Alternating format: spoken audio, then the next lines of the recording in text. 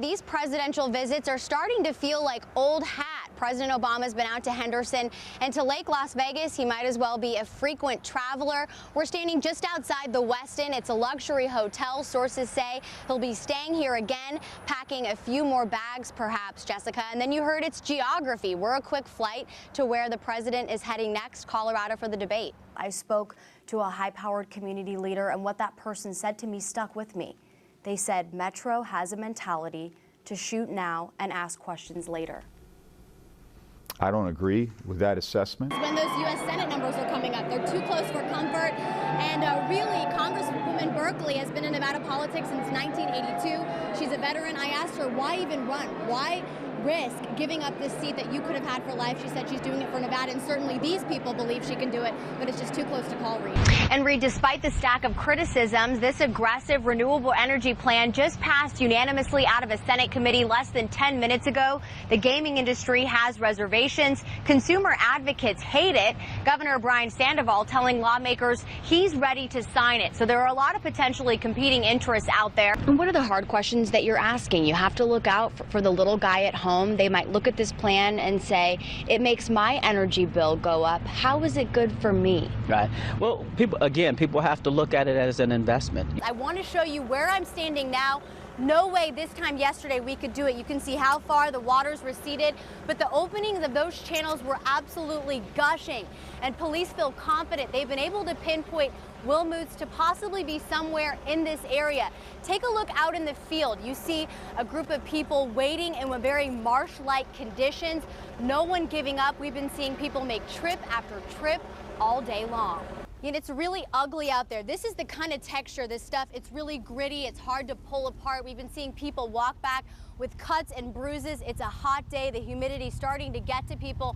I want to show you Metro right up there. That's the chopper. This is the search and rescue team. They've been dropping team members down when they think they come across a sign of life. Splashing, gushing, overflowing. Las Vegas underwater gives us great shots like these, but makes our camera do this. We're resorting to our iPhone. We're here at the Pittman Wash at the Arroyo Grande Park in Henderson. This park is under construction right now. The rain completely took out some of the work. Early estimates are hundreds of thousands of dollars worth of damage. Officials say the BMX park might be salvaged, but either way, a lot of cleanup here. What's the story? Well, I'm still looking for him to be released today, but not yet, apparently. What's the problem? No problem, and nothing I'm going to comment on anyway. Assemblyman, what do you say to... But before I could finish my one question that Brooks agreed to, I was pushed. Oh, excuse me, sir. By a legislative police officer. Well, he's a governor, but he's also a Nevada voter, so we asked Governor Sandoval. Here's that. Yeah, I'll review that when the time comes. Can I get an answer, yes or no? And again, I'm going to review SJR 15, and I typically don't telegraph the way I'm going to vote, but I probably would vote no against it. So it took a little work. I had to push him there, but Governor Sandoval says he will vote no on SJR 15 and this Republican divide. We've seen it all session long, and we'll see it tomorrow with this gun control debate. We're dividing and conquering. I know you're going to be with the governor, and I'll be talking to Mark Kelly, husband of Congresswoman Gabby Giffords, who was shot in the head in Arizona. Just a traumatic event in our country, and it's playing a part here at the Capitol as lawmakers try to change things. This debate about to get very emotional again. We'll bring our viewers that tomorrow. Mackenzie, thank you. Just help us understand the charges. Just one example, one day, Target twice, Forever 21, Old Navy, a jewelry store, a nail salon, documentation, no. The kids are very, well, the documentation should be there. I mean, I'm not sure why it wouldn't be, but all the kids' names would be on the receipts. Why weren't they, though, in just that typical day? I can't even answer that because I was never even asked that question. The allegation is that Judge Jones used the chambers, the courthouse, as a setting for the crime. Those are merely allegations, and the proof is in the pudding, and we look forward to our day in court. What do you say to your constituents, those that have elected you, Judge Jones? He's presumed innocent of these charges. Citizens of this country.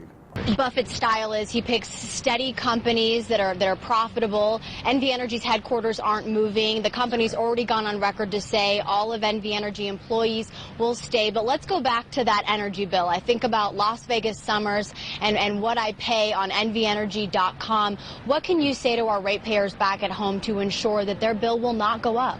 And every every year, Mackenzie Warren is starting to make a name for herself as the girl who can make her way into that crowd and find the best stories, the most hilarious stories, and some unique stories of how people arrived in town for New Year's Eve. So Mackenzie, what have you found out there? Jessica, it's amazing how easy it is to make friends on New Year's Eve. The light, the camera, and the microphone, and suddenly I have all these best friends. We're talking about California, which might not sound too exotic, but actually 1 million Californians come to Las Vegas for New Year's. This is Josh. Josh, we're gonna do a little reflection. Look back to 2012 with some Gangnam. You know what I'm talking about. Okay, I think I know. Bust it out. Bust it out right now, Gangnam style. Okay, so we remember that move.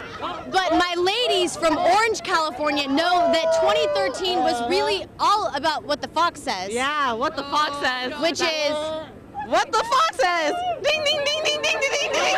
Okay, so for more of that, let's go and show you some of the moments from earlier. Check it out. So I'm going to run into the break room and see how much more baklava I can eat. You can't. Save me one piece, brother. You can't take the last piece of baklava. There's a rule against that. All right, well, new at 11, the Welcome to Las Vegas sign changing colors for the fight against breast cancer. The iconic sign turns pink Monday. Pink light bulbs will be installed, all to raise breast cancer awareness. Clark County commissioners will host a special ceremony to reveal the new pink lights. And normally those signs are red, yellow, but they change colors all year long. I'm a little biased, but I gotta say, pink looks good. It looks good on Las Vegas. So our Education Nation campaign this week has been shedding light on the positive things our local schools are doing to keep kids engaged and learning. Tonight, News 3's Mackenzie Warren is live from the football field at Green Valley High School, where her alma mater is celebrating homecoming. So Mackenzie, as you're surrounded by the cheerleaders and the players, does it feel like you never left? Third and short for the Wildcats. Jess, it feels like I never left. Green and blue never looked so good. Let's get you updated on the score, though. Gators are up by 3, which is just what we want to hear. The cheerleaders look great, and look at the stands. They are packed. I would guess there are well over 3,000 people here for tonight's game. Green Valley, of course, is one of the biggest schools in the entire district. And we are closing out our Education Nation series with this game because, truth be told, homecoming is a tool. Educators use it as an incentive to get kids to go to school. Every kid that's here at this game is here because they earned it. That means good attendance, good grades, and if only every day could be homecoming.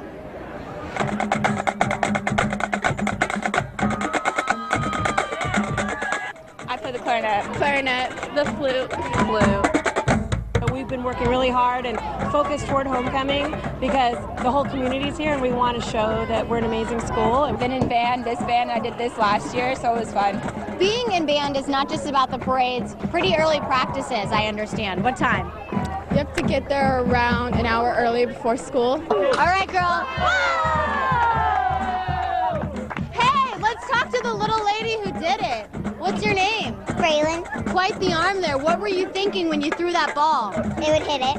And you knocked him in? Mm-hmm. All for a good cause. Green Valley Wrestling Team, great job. Back for more?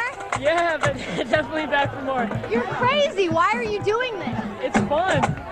Trying to raise money for my wrestling team. The community is here, and the kids feel a part of the community and the Green Valley community, and they love being involved. And so we want every student in the school to be involved, because when they're involved, they'll stay in school, they'll get good grades, and they'll become wonderful people like you.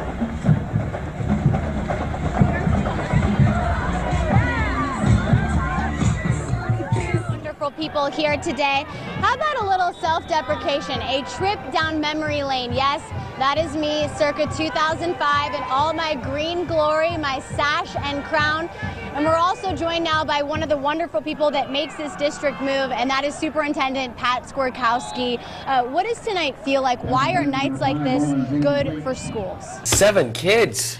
NFL, schmenFL. I want to hear more about my Gators. Yeah, that's right. Listen, Cohorse came from Green Valley. Perkins is at Green Valley. He's headed to UNLV, so got a kicking pipeline there. Something about that green and blue. We'll be right back. Go. You know the face and the name. Nicolas Cage comes to Carson City. It sounds like a movie title, and that's the idea. I know that everybody in Hollywood wants to make movies in Nevada. On his way to meet Governor Brian Sandoval, Nicolas Cage tells me bringing the silver screen to the Silver State is personal. I want to take my kid to school, go to work, and have dinner with my family at the end of the day. And I have 4 scripts right now that could easily be shot in the state of Nevada. Cage is lending his star power to Senator Aaron Ford's bill that would give tax breaks to film companies who make movies in Nevada. Bringing film productions to our state through tax incentives will create jobs for Nevada families. But new jobs would come at a cost to Nevada, around $35 million a year. And as Senator Ford tries to give Hollywood directors a tax break, his colleague in the Assembly is trying to tax your movie ticket. Assembly Speaker Marilyn Kirkpatrick, her admissions tax could potentially tax the moviegoer. How do those two fare? Well, I think that we're doing things dynamically. We have to do things that are going to better our state. Critics say, look, if you give this, it could be handing a blank check to these directors. Well, I think the critics are wrong on that. Carol Villardo, president of the Nevada Taxpayers Association, is one of those critics. The tax credits are now coming under scrutiny in other states. Villardo says, why give $35 million a year to Hollywood when it could be spent here at home? That is still a lot of money, and if memory serves right, I believe that's a 1% increase in restoring state employees. Spoken like a true movie star, Cage says it's a risk worth taking. Movies are the American dream. We can reach more people through one film than any other export. Stealing from a house of God. How does it make you feel to watch that? It's Sydney. St. John Newman Catholic Church, the victim of an unthinkable crime last June, breaking commandments in broad daylight on all days, a Sunday. And with several sets of eyes watching on, the two made off with money meant for the poor, cameras capturing the entire thing. First scoping it out, then a bit of tampering, and with the woman as lookout, the man pilfered the donation box, resting Joseph carefully on the floor where 2 months later he still sits. You've dropped money in one of those donation boxes before? Yes, I mean, everybody has. Maggie, a member at St. John's, watching the newly released surveillance for the first time. Sad. The pair still at large. North Las Vegas police spokesperson Chrissy Kuhn hoping the crisp images will put these two where they belong. Regardless of the amount of money that was in the donation box at the time that it was stolen, these two individuals could still face felony charges. To Maggie, even felons deserve forgiveness. I feel sorry for them. She says, ask and you shall receive. It's sad because they could have just walked in that door and asked for help. And I'm sure anybody in there would have helped them. In North Las Vegas, Mackenzie Warren, News 3. Heroin looks much of the same as it did during its heyday of the 70s. Just as insidious, but now heinously popular. It's creeping into every pocket of Las Vegas. All neighborhoods, every race, all ages. The difference between someone who is using heroin and someone who is not is in their eyes. I've worked way too hard to lose what I have today over a balloon, over dope, you know. It's just not worth it to me because what I have now is what I've been throwing away for the past few years before I got clean. 21-year-old Dominic D'Amelio knows heroin. He's coming up on 2 years clean, sobriety in his eyes. If I throw it away again, who knows if I'm ever going to get it back? Who knows if I'm going to wake up? Dom's mom, Sandy Gwynn, watched heroin suck every bit of life out of her son. We know what we were like when we were their age. We're not up against the same things. Did you think you were going to lose him? Yes. On more than one occasion. She kicked Dom out twice, not knowing if he'd make it home. That is every parent's worst fear. That's every parent's worst fear. And you think it, but you're so afraid to say it out loud, like that's going to make it more true. But every single parent thinks it. Dom got to heroin the same way most kids who use in Las Vegas did, starting with prescription pills. Pills, when I started with pills, they were expensive. Heroin's a cheaper alternative, the high, even more powerful. So you go from expensive pills to cheap dope, which is better in the end. And then after you run out of money and you start committing crimes or doing whatever you have to do to get the money. What'd you do to get the money?